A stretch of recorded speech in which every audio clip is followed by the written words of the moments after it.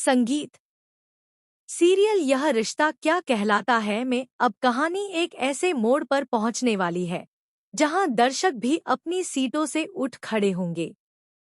आने वाले महीनों में कहानी में एक बड़ा जंप दिखाया जाएगा जहां कैरा की गोद में उसका नन्हा सा बच्चा होगा। लेकिन खुशियों के बीच तूफान पहले से ज्यादा बढ़ने वाला है। जैसे ही अभीर बच्चे के पास जाएगा, पूरा परिवार आग बबूला हो उठेगा। वे उसे बच्चा छूने तक नहीं देंगे। उसे अपमानित करते हुए घर से धक्का देकर बाहर निकाल देंगे। लेकिन इसी अंधेरे माहौल में हीरा एक रोशनी की तरह खड़ी होगी।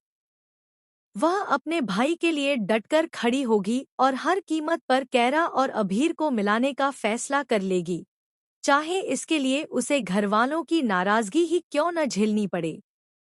हीरा को यकीन है कि इस बच्चे का असली हकदार सिर्फ उसका भाई है और वह इस सच को सामने लाकर ही दम लेगी।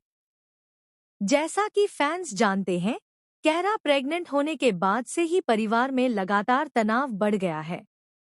कोई नहीं चाहता कि अभीर वापस उसकी जिंदगी में आए। हर कोई उसे कैरा से दूर रखने की हर मुमकिन कोशिश कर रहा है। लेकिन अभीरा अब भी यही चाहती है कि कैरा का फैसला ही अंतिम फैसला हो, चाहे उस फैसले में उसकी अपनी खुशी क्यों न दबी हो।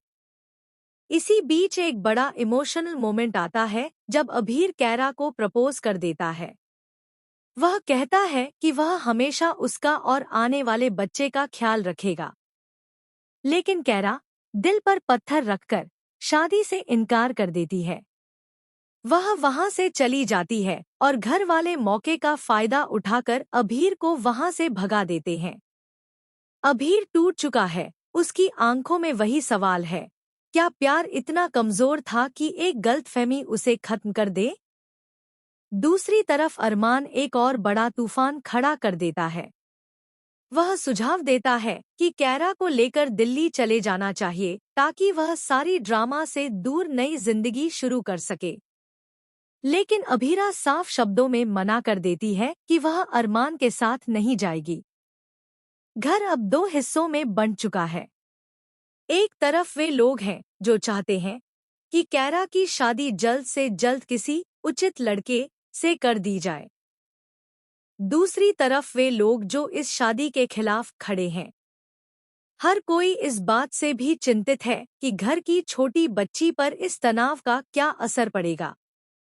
आखिरकार दादी साहिबा निर्णय लेती हैं कि कैरा की शादी करवाई जाएगी और वह भी जल्द। तैयारियां शुरू हो जाती हैं। कैरा मजबूरी में हाँ तो कह देती है, लेकिन उसका दिल हर पल टूटता रहता है। लेकिन असली धमाका तो शादी के दिन होता है।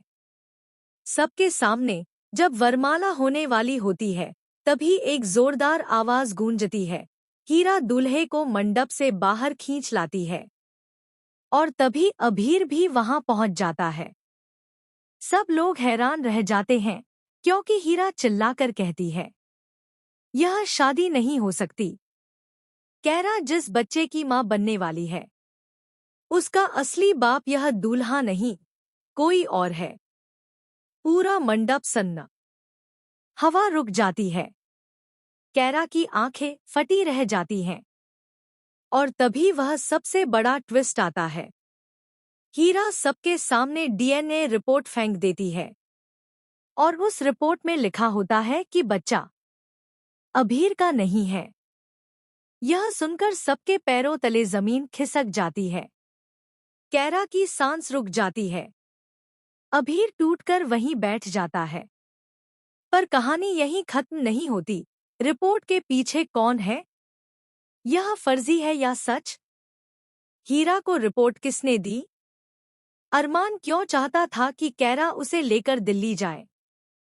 अब सवाल ये है, क्या सच सामने आएगा?